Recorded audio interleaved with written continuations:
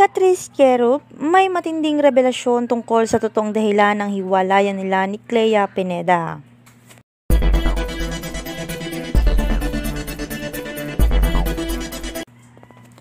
Matagal na silang magkasama.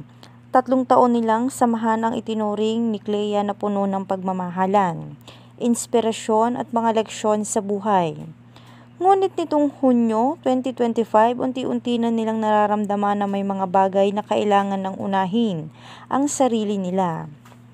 Sa isang panayam sa Fast Talk with Boy Abunda noong Hulyo 18, 2025, sinabi ni Clea na ang kanilang paghihiwalay ay isang mutual decision, bunga ng pagkakaiba-iba ng priorities nila. May kanya-kanya kaming priorities. Gusto niyang unahin yung sarili niya, gusto ko rin namang unahin yung sarili ko this time, aniya ni Clea. Dagdag pa ni Clea, na-realize namin na hindi kami nakakatulong sa isa't isa, parang pinu-pull down lang namin ng isa't isa.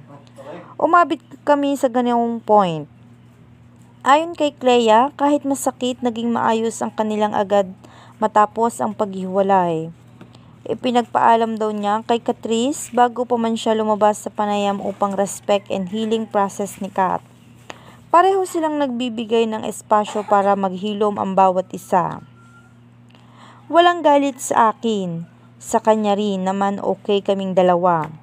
Hindi ko gusto kalimutan kung gaano kaganda yung pagmamahala namin ni Kat.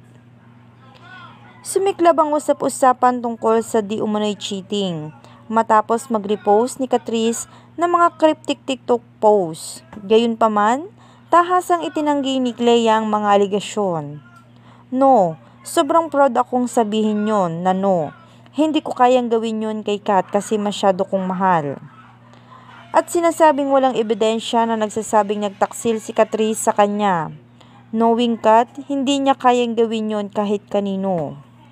Naging controversial ang pangalan ni Janela Salvador dahil lumabas na nag-like si Catrice sa mga TikTok comments na nagtatanong kung si Janela ang third party.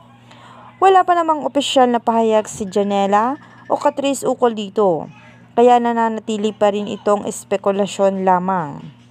Sa ngayon ay marami ang nag-aabang sa kung ano ang magiging saloobin ni Janela Salvador sa pagkakasangkot ng pangalan niya sa hiwalayan ni Catrice at Clea Pineda ngayon.